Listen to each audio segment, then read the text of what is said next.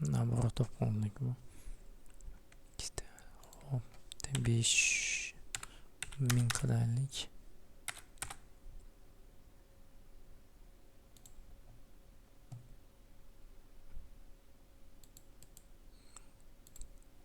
Buni bir qilib qo'yamiz. Mana bu ikkinchi xatlam bu.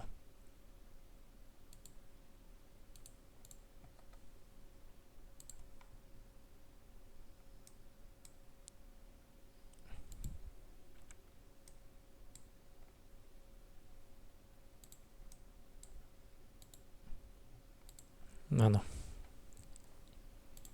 Sal qalinroq bo'lsin.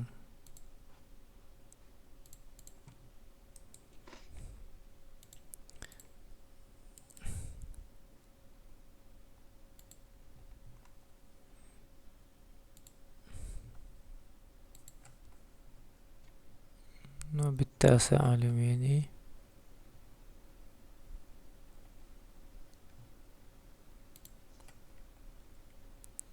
Uchinchisi karbon bo'lsin. Mana bo'ldi.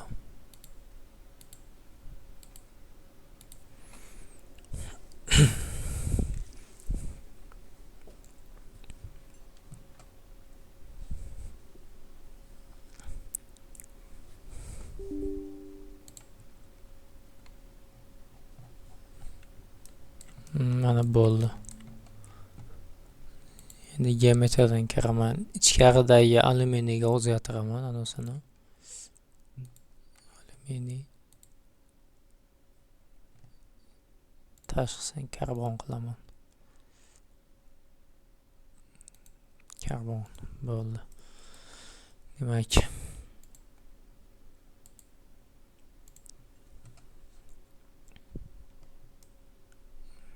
mesh bo'ladi mana shu normalniy. Endi fixit qotirib olaman. Mesh qilganda aka butun hamma joyini mesh qilish kerakmi? Ichkari yu tashqari hamma joyini.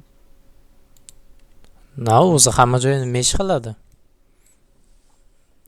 Mesh bu elementlarga bo'lib chiqishda hamma joyi bitta jismni, misol uchun shishani, dumaloq shishani bolta bilan ursangiz hamma joyi bo'linib ketadi-ku, usti titilib, ichi mana qolmaydi-ku. Ichki qatlami. Mesh ham xuddi shunaqada. Bo'lib tashlaydi elementlarga. Misol uchun ichi tekis qolib, u ichi tekis bo'lsa, u raschot qilmaydi, analiz qilmaydi u. Mana bu nuqtalar bilan ishlaydi-da, mana bu nuqtalar bilan.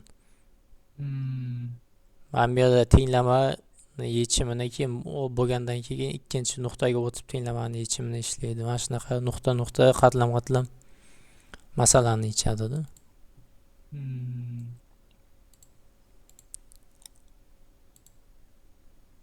Bosim 10 megapascal beraman boshiga, bo'lishiga. Deformatsiya, kuchlanish.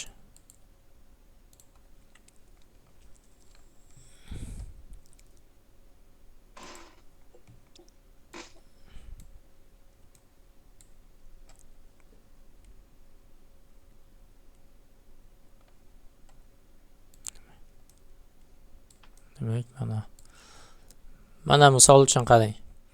Endi ichki qatlamda deyapsizmi? Qatlamlarda alohida o'zini ko'rinishini aytyapsizmi siz? Endi hozir bu umumiy ko'rinib turibdi, misol uchun. Mana deformatsiyani ko'rib turibsiz. Mana qizil tarafi qarang. Necha deformatsiya 0.88 mm ga mana yon tomonga kengayib ketyapti. Deformatsiyalangan mana.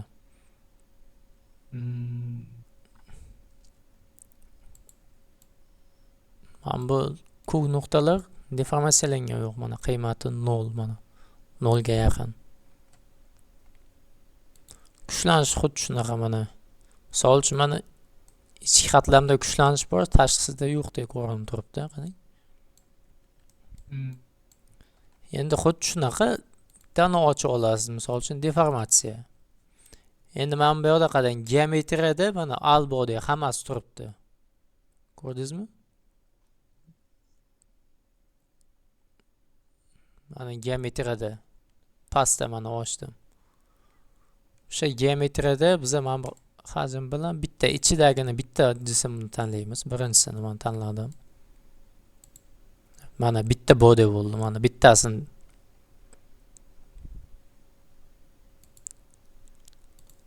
endi yana bitta deformatsiya o'chalman. Endi tashqarisidagini tanlayman geometriyasini. Mana. Evolut bitta yangilab olsam, mana bu bitta ichkari qatlamdagi deformatsiya mana. Mana bu tashqi qatlamdagi mana. Avtomatik alohida ajratib oladi ekan material. Yo'qda, o'zimiz tanlaymiz-da. Hozir ikkiga bo'lib turib anaqa qiladi ekan-ku. Bittasi ikkinchi qavat yo'q bo'lib qolyapti-ku hozir. Ha, chunki biz faqat bitta qatlam tanlaydi. O'sha tanlaganimizni ko'rsatib beradi bizga. Ha, Xuddi shunaqa mana qarang, tepada mana stress tanlaylik. Mana bu elementlar bor. Mana misol uchun yuzani tanlasangiz bo'ladi, chiziqdagini ko'rsangiz bo'ladi. Mana ko'rdingizmi? Ko'p nimalar bor. Mana endi bodyga mana stress ham xuddi shunaqa mana ichkaridagi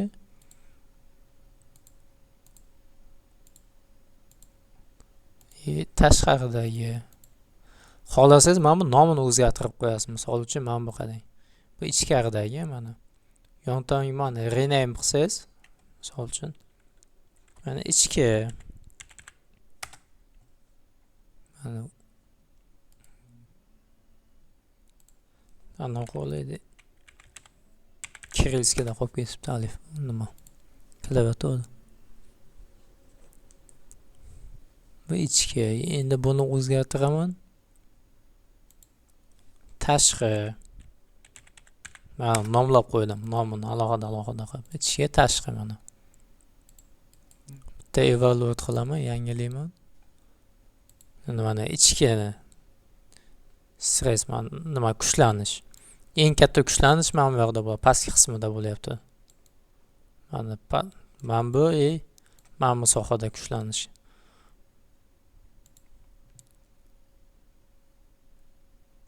Cho'zilyapti-da, u cho'zilishga ishlayapti mana bu ikkita. Tepa bas cho'zilyapti. Xuddi shunaqa tashqisi mana, tashqisida mana bu o'rta qatlamda kuchlanish kattaroq ekan. Kengayib, tortilib, cho'zilyapti-da o'rta qatlam. Tashqi.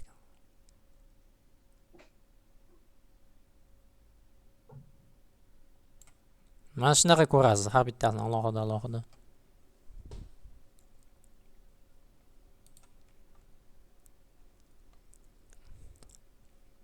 Tushunarlimi mana shu joy? tushundim aka. Endi qani saqlanib qilishda iloji boricha mana ochib turibdi-ku mana geometriya mana bu. Iloji boricha bular yopib qo'yish kerak, mana bu chiqib ketang bulardan. Endi kerak bersa aytib bo'lmaydi, muammo qilish mumkin-da. Keyin buni ham iloji boricha o'chirib qo'yish kerak, chiqib ketamiz. Faqat mana bu общий anonsi qolsin-da, общийsi. Qo'shimcha ochganlarimizni o'chirib qo'yamiz. Keyin mana bu hammasi o'zi raschot to'g'ri bo'lsa, mana bunday galichka, птичка bular hammasi ketma-ket. Hozir mana bu yopilsin.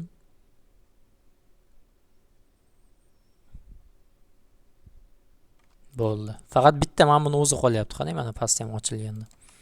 O'shanda mana faylga kelib, birinchi saqlangan joyni tanlayman. Save as, qayerga saqlanib qilish tanlayman men.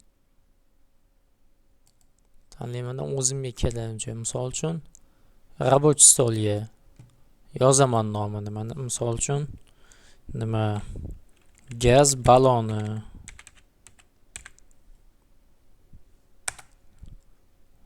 Mana bo'ldi, saqlanib qildi. Endi buni o'chiraman. Mana рабочий stolda qarang. Mana gaz baloni mana bu bitta fayli, o'zini anosi fayli turibdi. Ko'rdingizmi?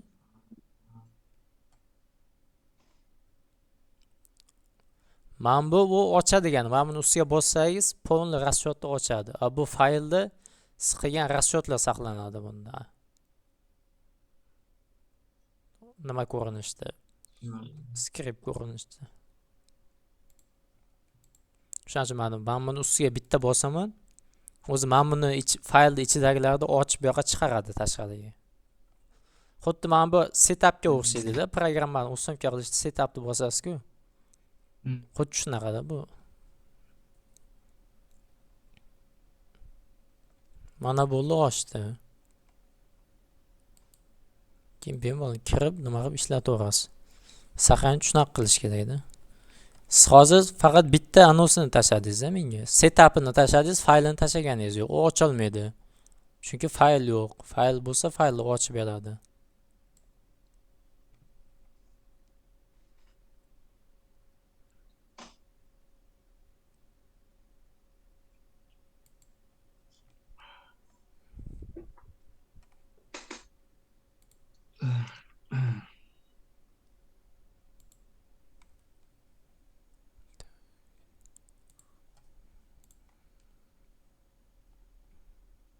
Mana gaz balon mana setup fayllar. Saqlanib qilish shunaqa. Endi portlashda qarang, hozir bu statikda biz elastiklik chegarasigacha bo'lgan analizlarni ko'ramiz. Elastiklik chegarasi. Hop, portlashda elastiklik chegarasidan keyingi nimalar ham ko'rish kerak biz. Yorilishini ko'rishimiz kerak-da. Misol uchun grafik borki bizda mana bu sigma bilan epsilonni grafigi. Kuchlanish. Mana bu elastiklik chegarasi. Keyin sal elastikdan oshadi. Plastik qoldiq deformatsiya qoladi. Keyin yana cho'zilib, oxiri mana bu qaysidir nuqtaga kelgandan keyin yo'q plastiklik. Mana bu yergacha bizga elastiklik sohasi bu. Mana bu plastiklik. O'zi undan keyin uzilish bo'ladi. Mana bu uzilish nuqtasi. O'zi mana bu yerdan plastiklik boshlanadi. Hozir biz statik faqat mana bu qismini ko'radi, mana bu elastiklikni.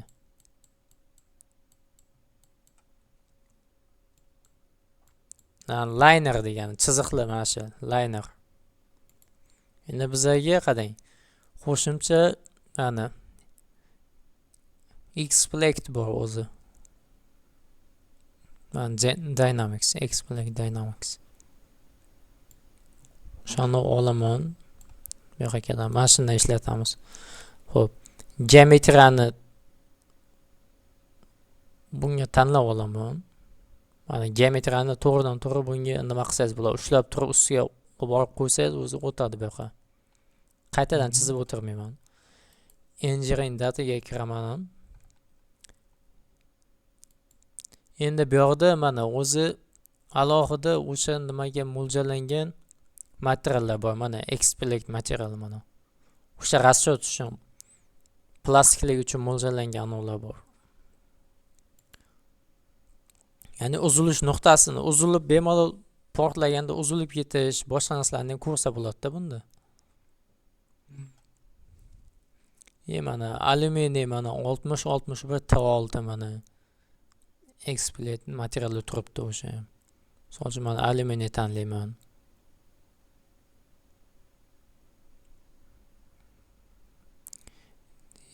Oxirgisi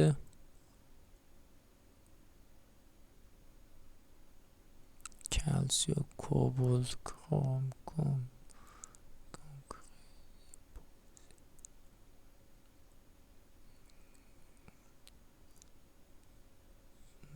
tak.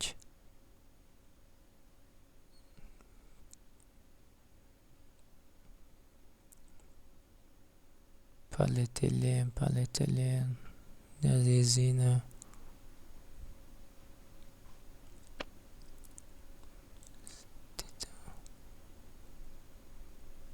Hozir karbon yo'q ekan bularda ichida.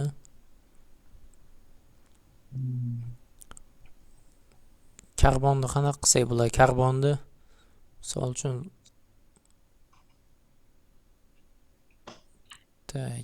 karbonga o'xshagan F-box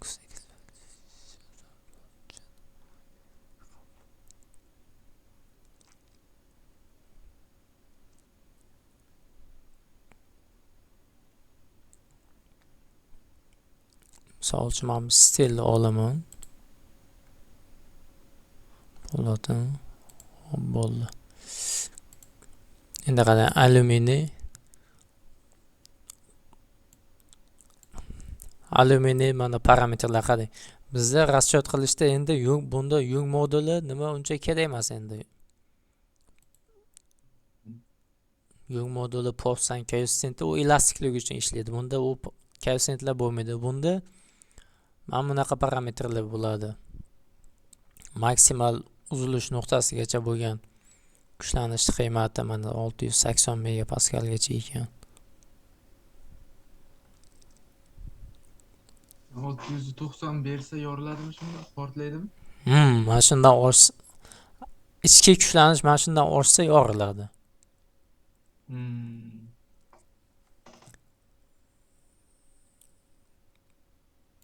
Tekstil. Endi agar bu yoqda boyagi bo'lmagandan keyin karbon yo'q-ku. Karbonni mana shu parametrlarni topish xuddi shunaqa mana shuni kopirovat qilib olamiz, misol uchun. Mana bunda turibdi. Buni nomini o'zgartiraman. Tak.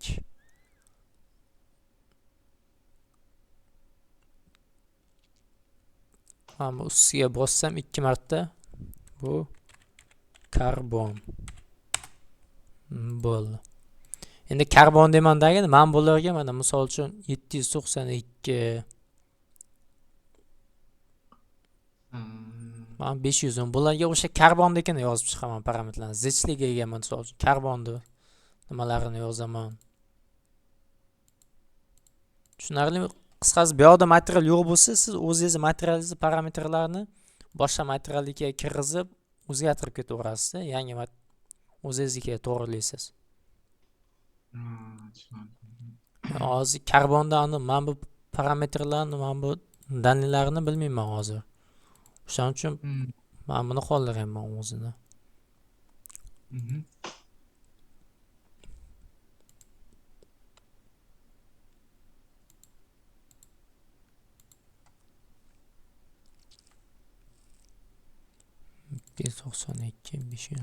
Hop.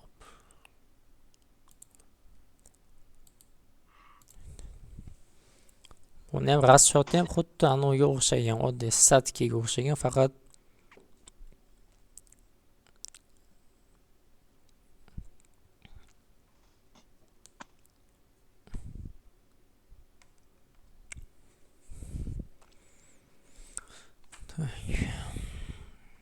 endi och olsin.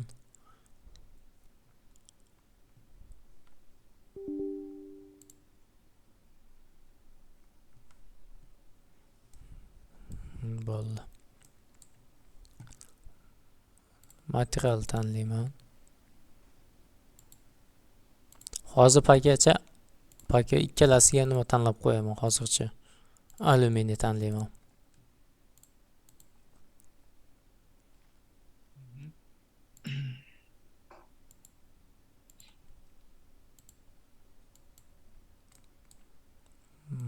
Bo'ldi. Mesh qilaman.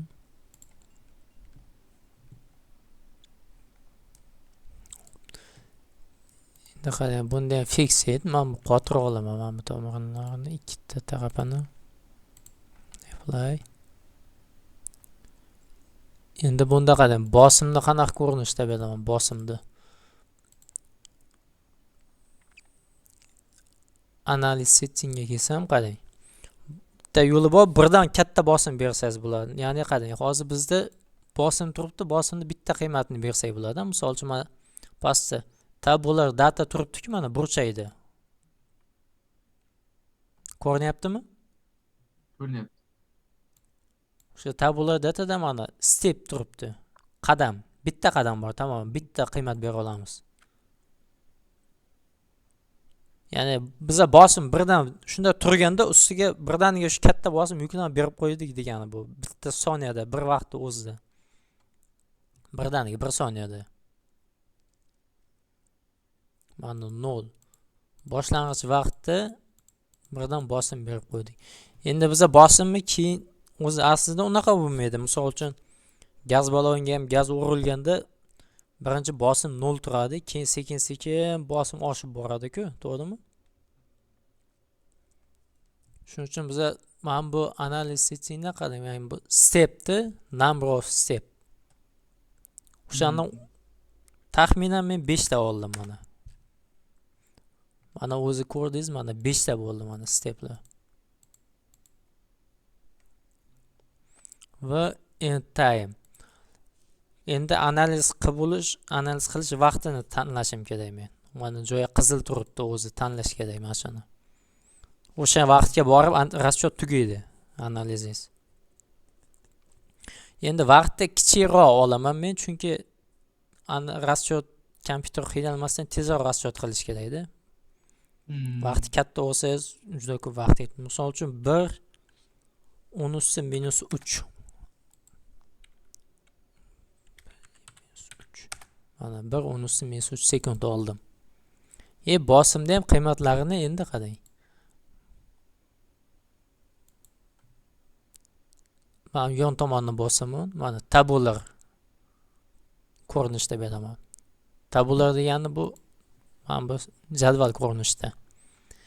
Burchakda jadval deb beraman. 0 vaqt 0 sekund bo'lganda bosim yo'q edi, 0 bo'ladi. Keyin 1 -3 sekundga o'tganda bosim taxminan 10 megapaskal bosim, 10 emas, kattaroq bo'lsin, 20 megapaskal bosim berdik biza.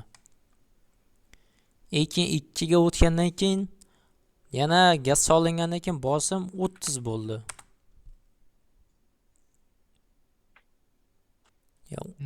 30 emas, o'shani 50 qilaylikda katta bosim berishimiz kerak.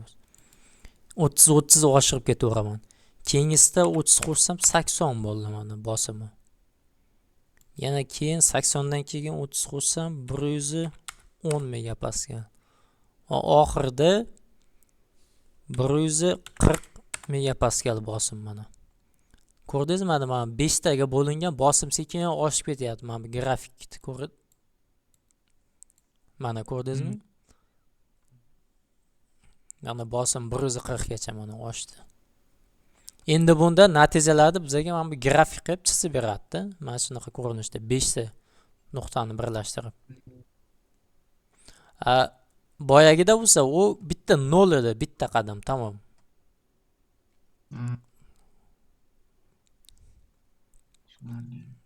Bosimda oshirib bordi. Endi bizga kerak deformatsiya va kuchlanish.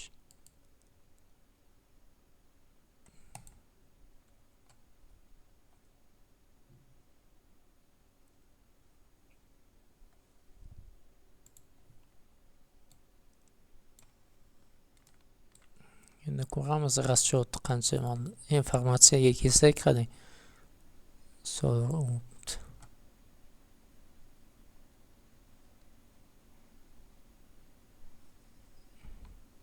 Yani 54%, 60% bo'ldi hozir.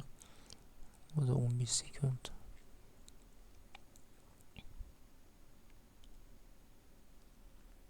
Mana vaqtini ko'rsatyapti, 16 sekund qoldi mana. 12 sekund ko'rsatyapti vaqtini.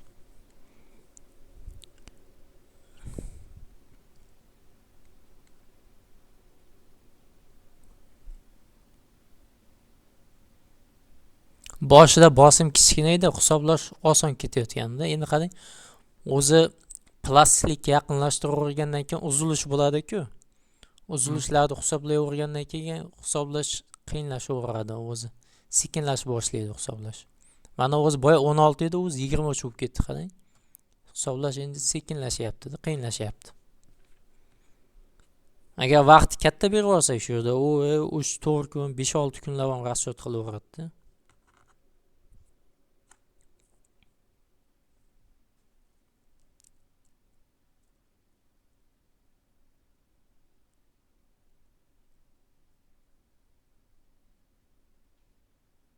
Yetmiş 8% bo'ldi.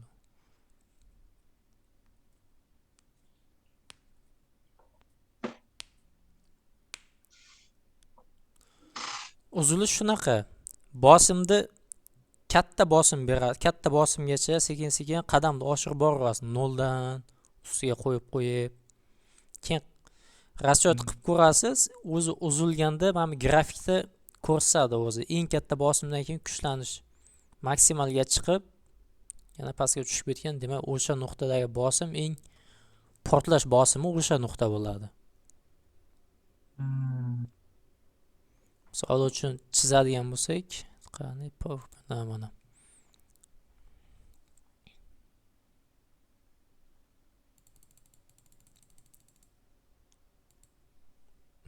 grafik ketyapti, mana kuchlanishdiki, misol uchun bitta grafik mana kuchlanish bizada vaqt turibdi, misol uchun vaqt kuchlanish sekin ko'tarildi, mana bosim kichikroq bosim berib ko'tarildi. Keyin bosimni oshirganimizda kuchlanish bundoq oshib boraveradi. Keyin qaysidir nuqtaga yetgandan keyin bosim juda katta bo'lib ketgandan keyin kuchlanish shunda ko'tariladidan sirasi tushib ketadi. Mana shu nuqta, mana shu vaqt. Bu portlash nuqtasi. O'sha nuqtada maksimal kuchlanish bo'ladi. Lekin uzilgandan keyin sirasi o'zi kuchlanish pastga tushib ketadi, nolga qadam. Mana shu nuqta bizada portlash vaqtida o'sha. Sizdagida.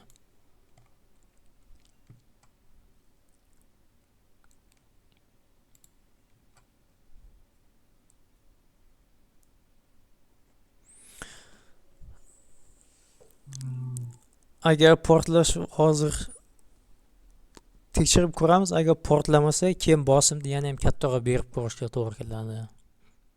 Ya'ni uzilib ketmasa-da. Shunda qisqasi portlash mana shunaqa nima qilinadi, hisob-kitob qilinadi. Agar hozir ulgurmasak, o'zingiz mustaqil mana videoda ko'rsatganday qilib ko'rasiz, o'xshamasa so'raysiz keyin. Chunki bunga ko'p vaqt ketadi, 1 soat, 2 soat ham qilish mumkin agar uzilishni yana ko'radigan bo'lsak. O'zim bir harakat ko'raman. Qaysi bo'limga kirganimni ko'rdingiz, Xplex mana bu bo'limga. Shuni sizga hozir keyin ham tashlab olaman. Qasini rekording qilyapsiz aka dars?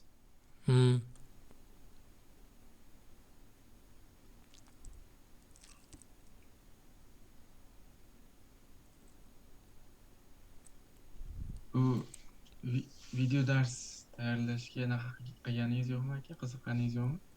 Ya ochig'i video dars qilish ham ishdan keyin qolib ishlashim kerakda. 1 soat, 2 soat ishlasam o'zi uyga 9-10 da kirib boraman-da. Shuning uchun nima qilmayman uncha, qunqimayman.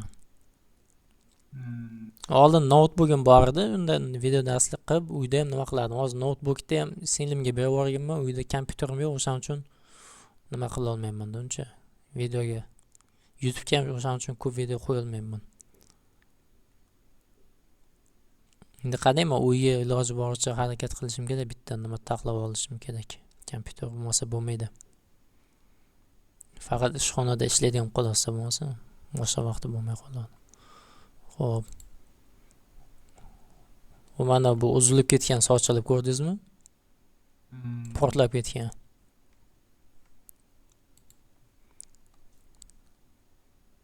Yo'q, bo'lib ketibdi. Sochilib ketganda mana. Ko'rdingizmi? Endi bizda qarang. Maksimal kuchlanish qadar qaysiga chiqqan? Mana bu nuqtada 461.9 megapaskaldan keyin o'zi nima bo'lyapti? Mana grafikni qarang, sekin-sekin borgandagini 448 61 emas ekan, 400 yondagi grafik mana qarayapman. Maksimumda qarayapman, qarang. 37-62 dan boshlangan kuchlanish. Mana 306, 339, 360, 409, 420, 430, 461.9 ga chiqqan. Undan keyin u sirasi 424 mana kamayib ketyapti. Mana shu 462 bu o'sha maksimal uzilgan o'sha nuqta, bu portlash nimasi?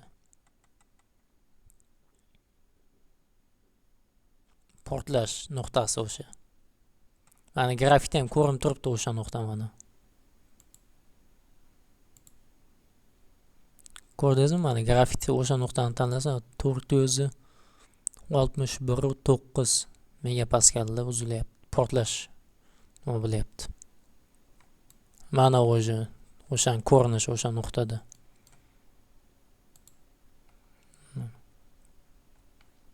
Bu yerda ham mana maksimal 461.9.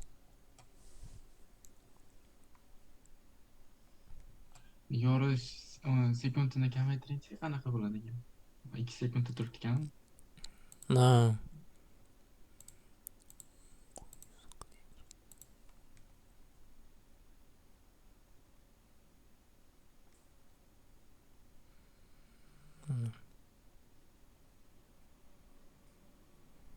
Endi bizda bir tarafi mahkamlangan, ikkinchi tarafi ochiq turibdi-da. Endi gaz balon bunaqa bo'lmaydi-ku, yopiqroq bo'ladi-ku. Agar yopiq bo'lsa, может boshqa bu tomoni mahkamroq bo'lsa, bu tomoni yorilishi mumkin. Endi u geometriyaga bog'liq. Xo'p, endi materialga qaraymiz. Bizda alyuminiy tanlagandik. Demak, 461.9 da uzildi bizlardagi.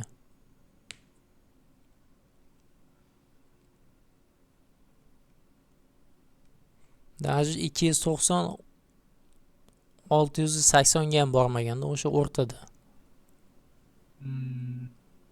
Mana bo'yicha.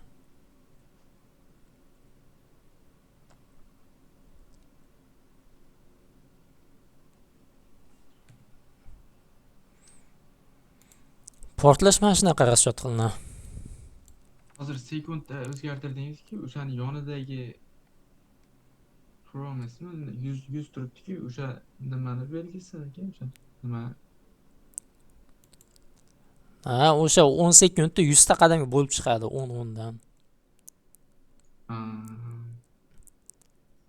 Misol uchun 10 sekundda 40 ga bo'lib chiqsangiz, boyagidan sal nisbatan tezroq bo'ladi, mana sekinroq. Mana sekinroq nisbatan.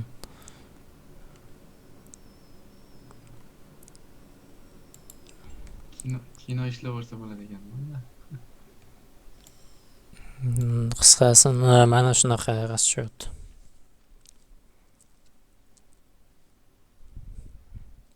O'zingiz ham bir harakat qilib ko'ring shunaqa. Mustaqil.